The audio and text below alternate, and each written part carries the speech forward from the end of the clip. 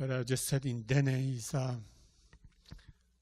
thank the grandfathers that I sang the song,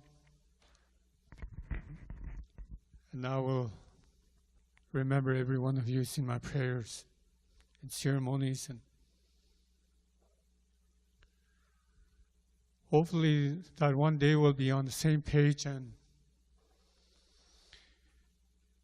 live in peace and harmony. Thank you very much.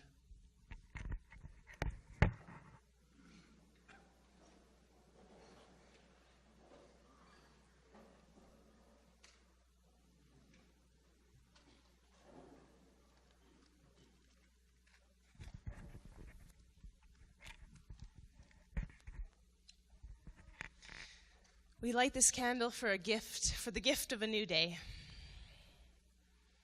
It's like the light of our sun.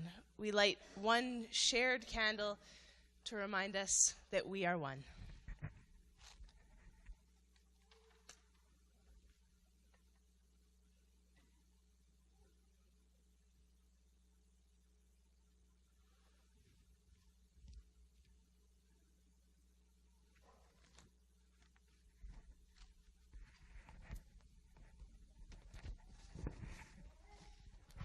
Let's join together with our centering words. We drink one water, breathe one air. We live under one sky, sharing our planetary home with diverse and wondrous expressions of life. We are one earth community. We are spiritual beings, living and loving, questioning and answering, trusting and fearing, thinking and feeling. We are one in our humanity. We are creatures of tears and laughter, thoughtless and kind, selfish and generous, indifferent and caring. We come together to nourish our capacity to live our highest values and bring the best of our humanity to this time in which we live. Let's sing together.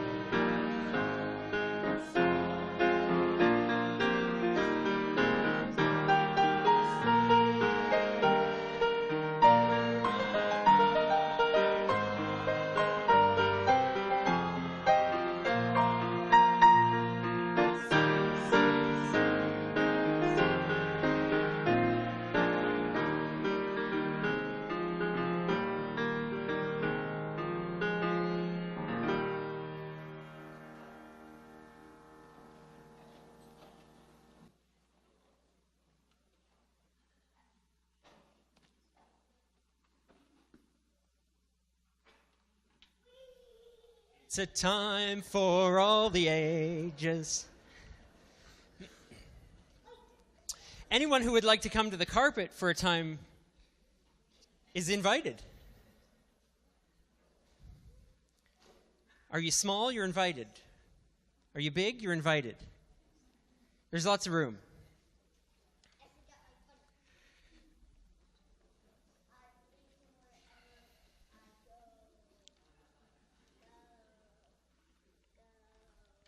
So this morning, I wanted to show you a few pictures. Good morning, everyone. I'm so glad to see you all. You are looking delightful. There's going to be a picture on the wall in 1 second. Who knows what that is? What's that picture of? The Earth. Yes, the Earth. Now, does the Earth... It's very colorful, that Earth. There's yellow, there's pink, there's orange, there's purple, there's blue. Does the Earth look like that exactly? It doesn't? What's different? What's different about this picture? It has yellow. You're right. Whoever made this picture of the Earth that spins around decided to make it really easy for us to look at the countries and to learn their names and to see what was going on. And so they made every part of the land a different color so that we could see the different countries. And it's all divided up into countries and continents and all of that. So we can learn a lot from people who've been into space and looked at the Earth for real. Oh, and technology and equipment that's looked at the Earth for real and sent us pictures, too. So the next picture has a picture of Chris Hadfield. And Chris Hadfield is a Canadian astronaut, and he's been into space, and he's commanded the International Space Station. And he got to see the Earth like it really is in space. Look at that picture. Do you see any lines dividing up the land on that picture of the Earth? There's not so many lines. There's just blue water, green land. Sometimes the land looks brown in places, and you can see some white clouds. But I don't see any lines and countries, and the countries don't look different colors. So I wanted to tell you something that Chris Hadfield said. When he came back from his time in space, he said these words: "I think of Earth and our planet as a spaceship." He thinks of our planet as a spaceship. Spaceship Earth. It's very important that we don't see borders. It's very important for us to take care of our spaceship. And we have to take care of our fellow space travelers on the spaceship, because it's the only spaceship that we have. So exactly, Earth. So we have to look after it. And it's important to see no borders. Oh, it's amazing. He said all these big fancy words, too. I'm going to read them because some people like big fancy words, too. He says, when you see the Earth from space, the all-important border is invisible. The noisy argument is silent. The tiny globe will continue to turn, serenely ignoring its subdivisions and presenting a world that cries out for unity. The Earth must be as it really is, blue and white. Not rich or poor, blue and white. Not envious or envied, blue and white. Yeah, and green. We'll tell Chris that he forgot green. So I want us to remember when we think of the Earth that this is our spaceship. This is our planet. We can thank Chris Hadfield for for that image because it's wonderful. We are all on this spaceship, and let's look after our spaceship. And let's remember that it's all of ours. That we don't have to divide it up, yours and mine. We can all share it. So there's a song that's written by one of my favorite singers. Do you know Raffi? Yeah? Well, if you don't, tell someone in your life to get with it and tell you about Raffi. Raffi sung a song about one earth and one sun, one place that we have, and we all have to share it, and we all can share it. And it's a great song, and so we're going to sing it, and then when we're done singing, I'll invite you to go to Kids Spirit or Youth Cafe. Okay? So let's sing this beautiful Raffi song, and I think I have to play the piano.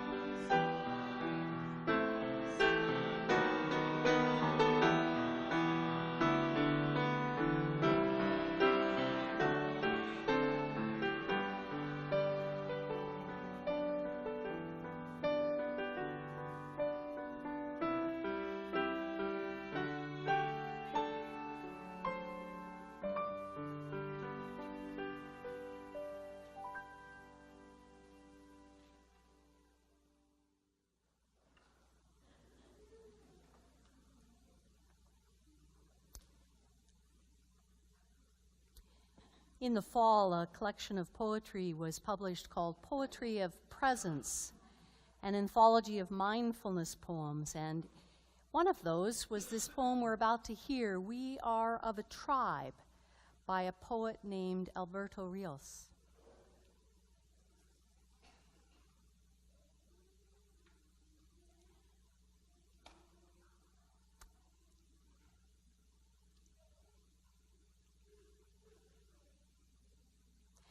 We plant seeds in the ground and dreams in the sky, hoping that someday the roots of one will meet the upstretched limbs of the other. It has not happened yet. We share the sky, all of us, the whole world. Together we are a tribe of eyes that look upward even as we stand on uncertain ground. The earth beneath us moves quiet and wild, its boundaries shifting, its muscles wavering. The dream of sky is indifferent to all this, impervious to borders, fences, reservations. The sky is our common home, the place we all live. there where we are in the world together. The dream of the sky requires no passport. Blue will not be fenced. Blue will not be a crime. Look up. Stay a while. Let your breathing slow. Know that you always have a home here. We share the sky, all of us, the whole world. Together, we are a tribe of eyes that look upward, even as we stand on uncertain ground. In the words of this contemporary poet,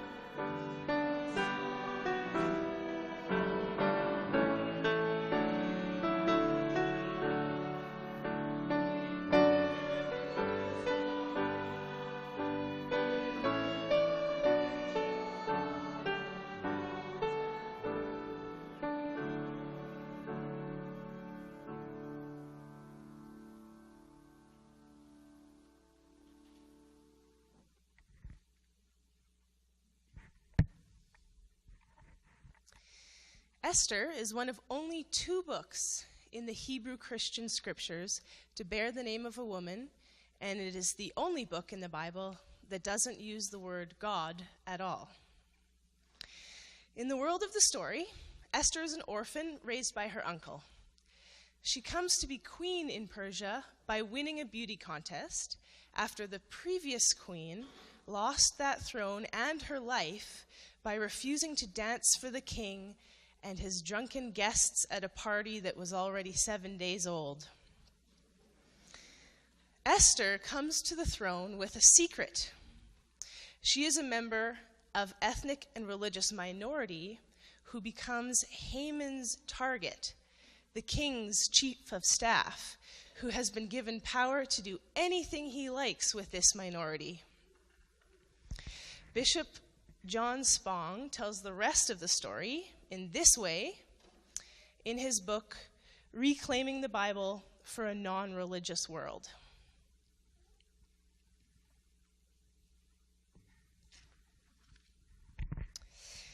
Haman, drunk with his new authority, required the populace to bow down before him.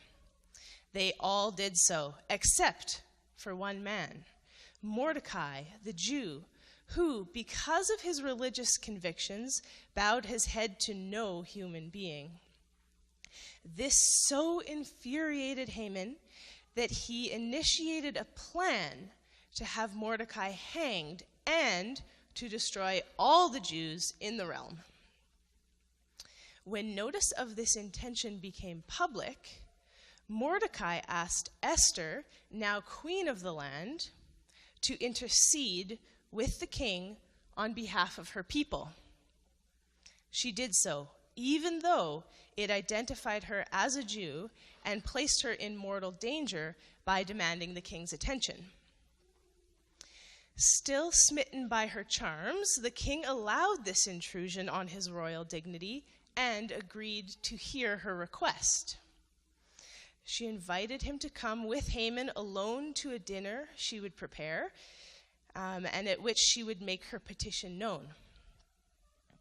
They came, but Esther now said she would not make her request known until a second dinner that again only Haman and the king would attend. Haman was quite pleased to be included in these dinners along with the king and the queen, and he began to fantasize about his increasing power. he proceeded in his campaign against the Jews by building a gallows on which to hang Mordecai the Jew, his major nemesis. Before they could attend the second dinner, however, the king had a restless night. And in his sleeplessness, he read from the book of memorable deeds where Mordecai's act in saving the king's life was recorded. The next day he inquired of Haman as to what should be done for a man the king wanted to honor. Haman, assuming that he was to be the honoree, spelled out a list of public honors to be bestowed upon this fortunate man. The king agreed to every detail, and Haman to do all of the things he had just outlined, but to Mordecai the Jew. To his chagrin, Haman had to carry out this order on the one he considered his most bitter enemy. Things got even worse for Haman when he accompanied the king to the second dinner with Queen Esther to hear her petition. She asked that the law designed to annihilate the Jews be rescinded and that Haman, the author of this law, be executed. The king did as Esther had requested. The Jewish people were saved, and Haman was hanged on the same gallows that he had erected for Mordecai. This escape from the peril of genocide on the part of the Jews was then ordered to be celebrated annually on the Feast of Purim, so that in observing this day, the Jews could recall the time when Queen Esther saved them from annihilation.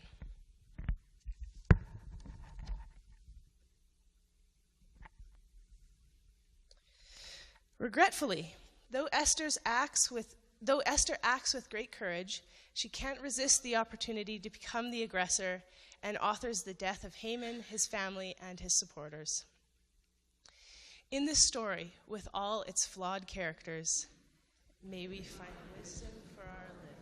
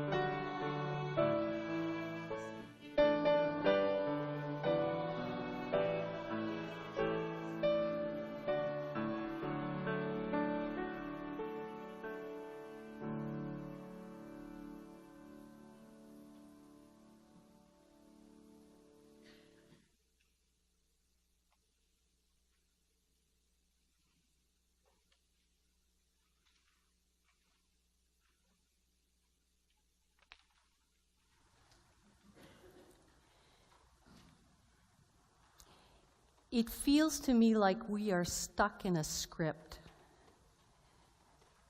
that has only two roles: villains and victims. Have you noticed how we can't seem to talk about a tragic death on a Saskatchewan farm without reducing what happened to the simple categories of victims and villains? We can't seem to engage the deeper disconnections between us that underlie such tragedies. And this week, when yet another horrific school shooting happened, once again we're obsessed with discovering what motivated the one we identify as the perpetrator, the villain, and learning what we can about the lives of the victims. But still, it's difficult for us to focus on what's at the root of our capacity to kill each other and what might save us from the worst in ourselves. Our Facebook and Twitter feeds, our commentators have us sorting ourselves into a kind of common enemy intimacy, creating our connection with each other through our shared identification of the common villain or the common enemy. The deep disconnection with our common humanity isn't new. But with so many of us now sharing the planet and with more and more sophisticated weapons with which to harm one another, the threat we're creating is reaching a new level of danger.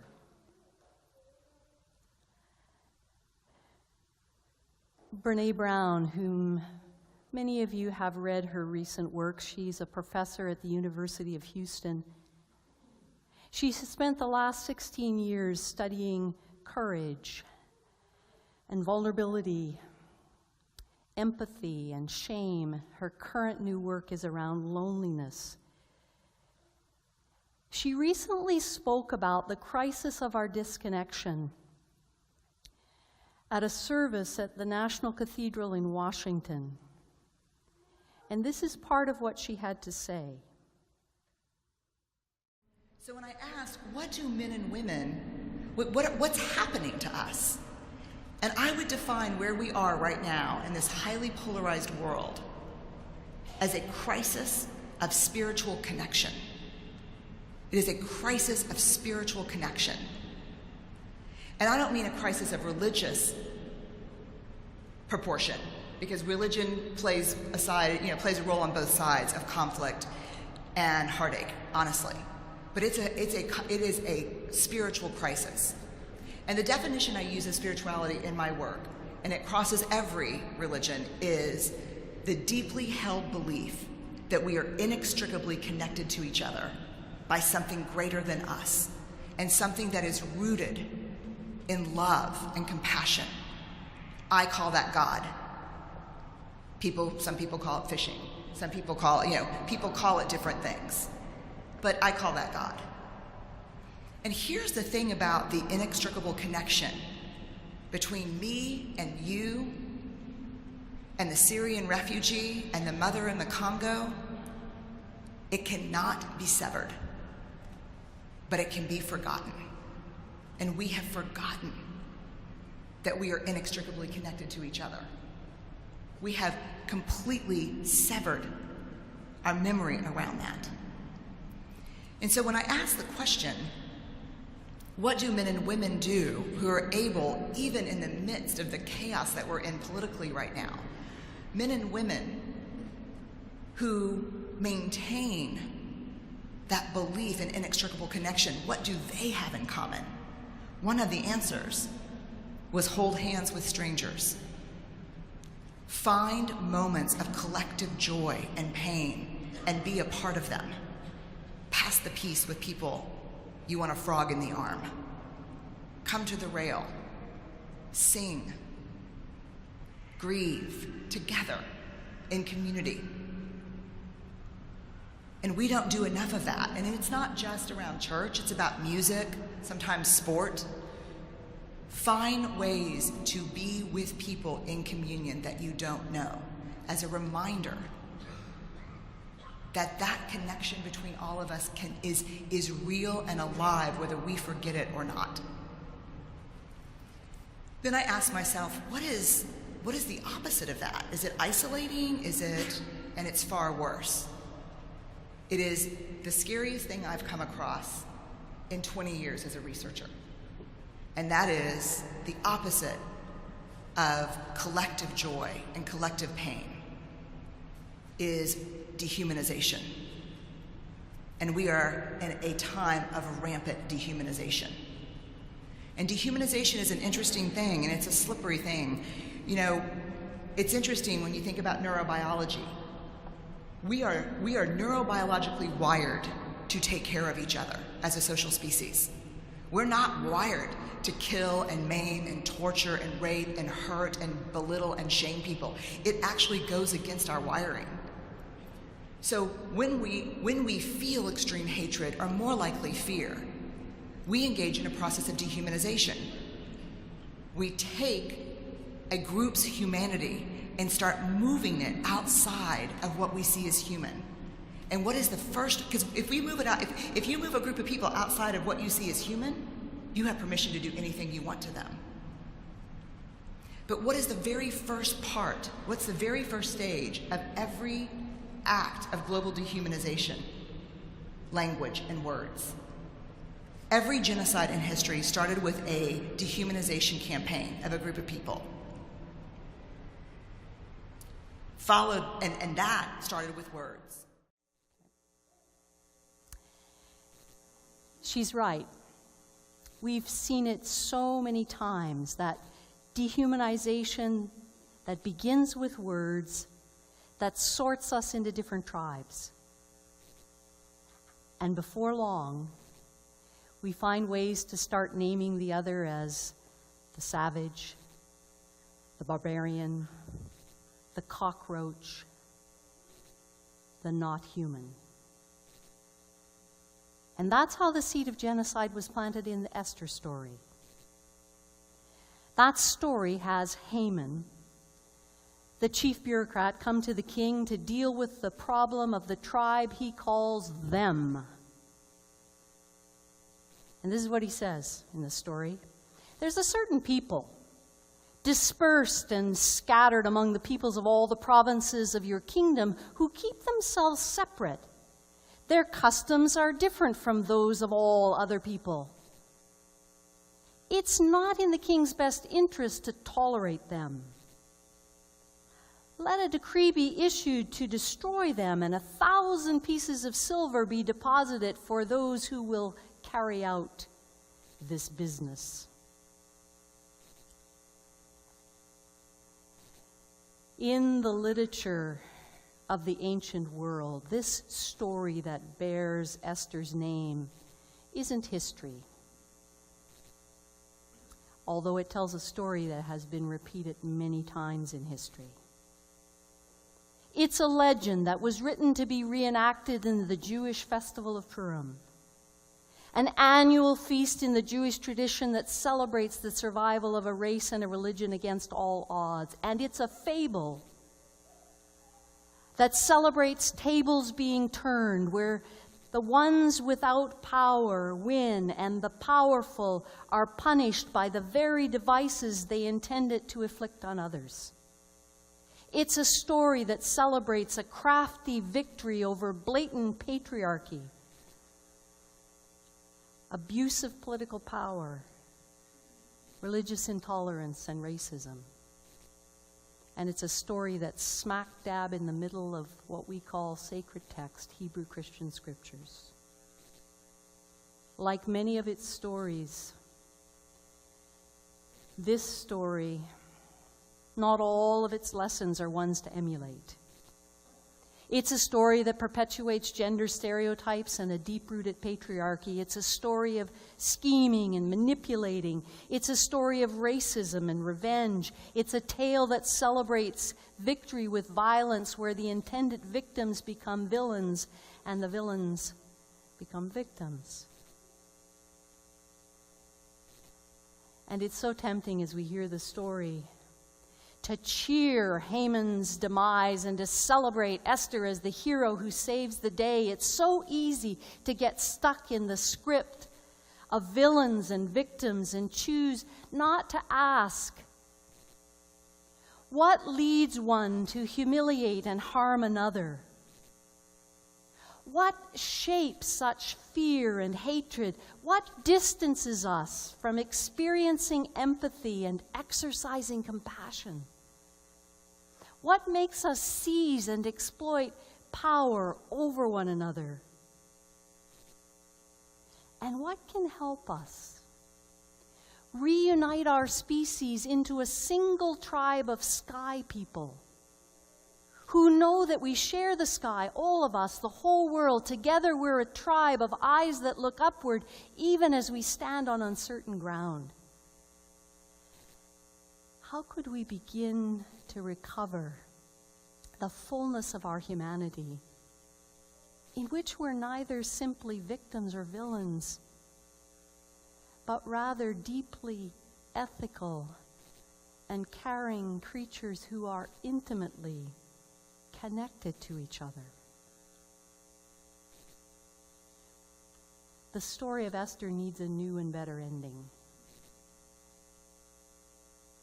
Imagine how that story could be, how it could end if it turned on insight and healing and reconciliation instead of celebrating flawed heroes who exercise revenge.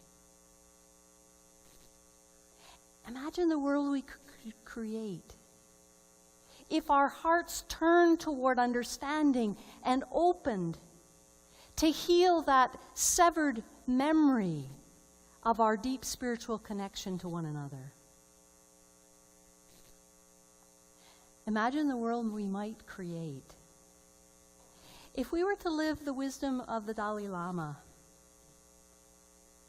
when he said this: we can let the circumstances of our lives harden us so that we become increasingly resentful and afraid, or we can let them soften us and make us kinder. We always have the choice. We always have that choice.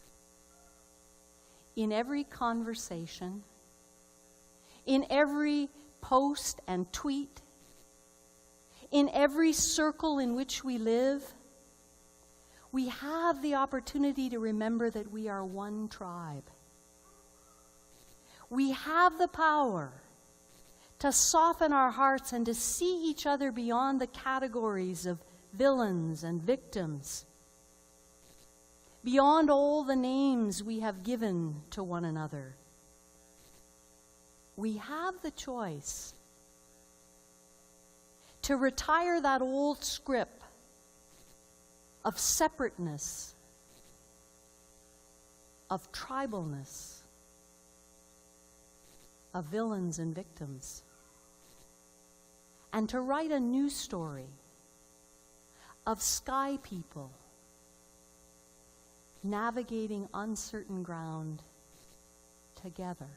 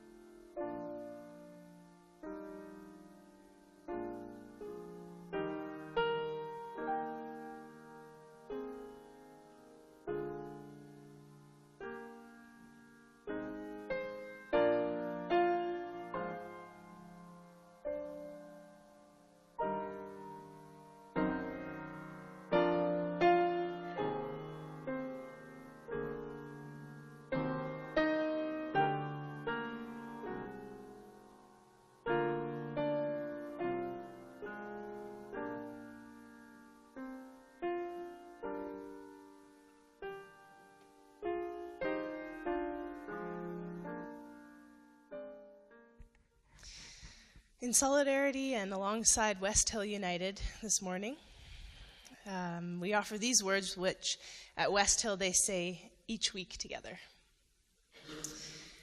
As I live each day, I want to be a channel for peace. May I bring love where there is hatred, and healing where there is hurt, joy where there is sadness, and hope where there is fear. I pray that I may always try to understand and comfort other people, that I may also seek comfort and understanding from them. Wherever possible, may I choose to be a light in the darkness, a help in times of need, and a caring, honest friend. And may justice, kindness, and peace flow through my heart forever. Hello, I'm Rosalind Shepherd, and we're here to tell you a little bit about the gang, what the gang is up to now. We're going to do a Scrabble Day, and Judy's going to tell you more about the Scrabble Day. I'll tell you, why do we do this? Why would a bunch of old ladies want to play Scrabble? Well, we play Scrabble because the gang likes to have fundraisers that are fun. And we like to involve other generations. So we're playing Scrabble with a bunch of high school kids. We're going to make them feel good. Some of us haven't played Scrabble for 25 years. Why do we keep going? Because the AIDS pandemic in Africa is not over. Even though you don't hear about it on the news, you don't see it on TV, it still rages on. And these grandmothers are looking after grandchildren and great-grandchildren, and they're in desperate grief, having lost their own children and watched them die. So we're here to support them because, well, the Stephen Lewis Foundation handles our money. They do not go politic. They do not accept government money. They depend on us. And we know the money goes straight to where it's supposed to go. And they work in 15 different countries in Africa. And we feel that we're the haves, and our sister grandmothers in Africa are the have-nots. And if we can reach out to them, the joy that we bring, or well, what we bring to them is way beyond just money. They're in profound grief, they're in profound poverty, and they have profound courage. And we're inspired to keep working. As long as they can keep working, we will keep working. So here's Judy. And I just want to share a story from our refugee family, Mohammed and Aisha, who you met last week. And it was their daughter's second birthday, first family birthday here in Canada on Friday. And so Aisha was busy preparing food and needed a few groceries. So I took Mohammed to Superstore and we shopped around and we went to the till, and he was happily helping the person in front of us bag their groceries, and he was getting cloth bags and, just big smiles, and bagging the groceries. And apparently this is quite common for him when he goes to Superstore, that he's just so helpful and so happy. And the lady was just like, it's okay, I can do it myself. And I said, he doesn't really understand much English. He's new to Canada. This is just his second month. And the cashier is just watching all of this happen, and she says, "Do you all know each other or something?" And I said, "No." I said, "I'm here to help him go grocery shopping. It's, his daughter's birthday." And she's, anyways, the customer in front said, 30 years ago, I was a refugee from Vietnam, and I'd like to pay for some of his groceries. She had a $30 gift card. And I said, I didn't mention it, but he actually is a refugee from Syria. And anyways, there were tears and happiness, and when she found out that it was his daughter's second birthday, she pulled out a red envelope and put money in it and gave it to him to give to his daughter. And so, you know, the arms really extend wide. And the cashier, after all this was said and done, she said, "Can you write down the name of your organization?" You know, and so it just was really a heartwarming experience. And Mohammed was just thrilled. Like, he, you know, he understood Vietnam and refugee, and you know, it just really went to show, you know, over a 30-year period, you know, Canada has a real history, but our church here has a big history that we're making, and it's touching lives all across Edmonton. So. Have now to say, I'd like to introduce to you our Have a Heart bear. I adopted him from my granddaughter. So he is a symbol that I wanted to have a visual symbol for us this morning. On behalf of our TRC response group, I would like to tell you a little bit about the Have a Heart campaign. This is our mascot. The First Nations Child and Family Caring Society, which is located in Ottawa, carries out a Have a Heart campaign every February. And this is to bring awareness across Canada about the inequities in funding for Indigenous health and education programs. As part of this campaign, we have some valentines for you to sign with your name and an encouraging word such as justice, reconciliation, whatever you want to put on it. They're in the foyer. Fill out a heart, put it in the box. I will be sending these to the government officials with a covering letter, and I hope you will feel free to take one of the bookmarks as well as a gentle reminder. In the displays at the coffee station and in the foyer, you will see a document called the Spirit Bear Plan. Please take a minute to read it over your coffee. The Spirit Bear is a symbol for the Caring Society, and it is an actual teddy bear, and it's kind of a mascot.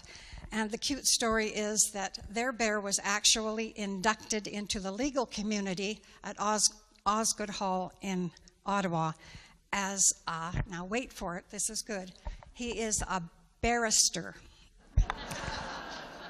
This bear has become a very important symbol for children and the Caring Society. It is a reminder that the Jordan Principle should continue to be implemented.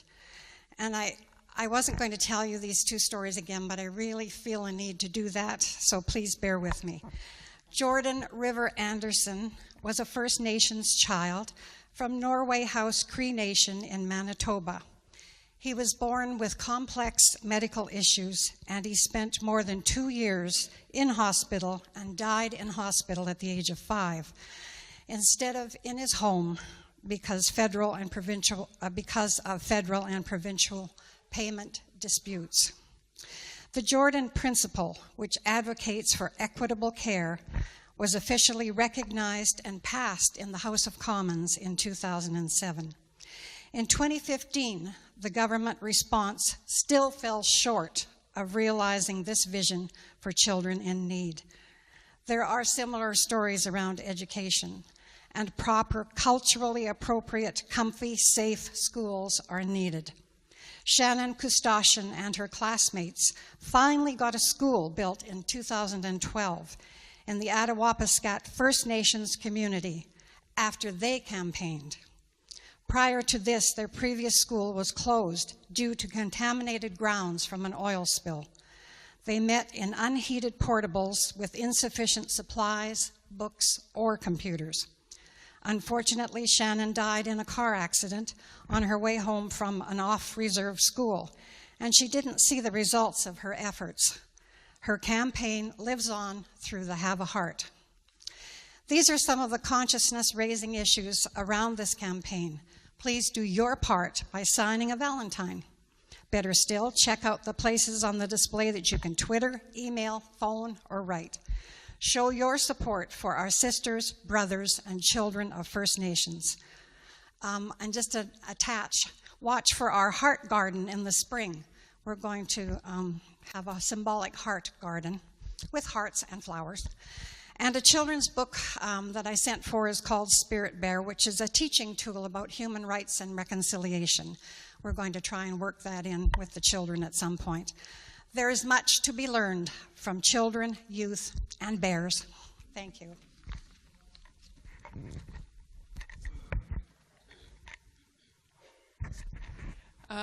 I'm Pat Seal of the Truth and Reconciliation Response Group, and Bonnie and I didn't coordinate really very well this morning, so I'm not going to tell you what I was going to tell you about the First Nations Caring Society. We'll save that for another time. But just there's some good news that's happened in the last week or two, actually on February the 7th. The bill that was to ask the federal government to ensure that the laws of Canada are in harmony with the United Nations Declaration on the Rights of Indigenous Peoples has passed second reading. So thank you everybody who signed the postcards in the fall and were able to contact your MP or the ministers in the last week or two to encourage them.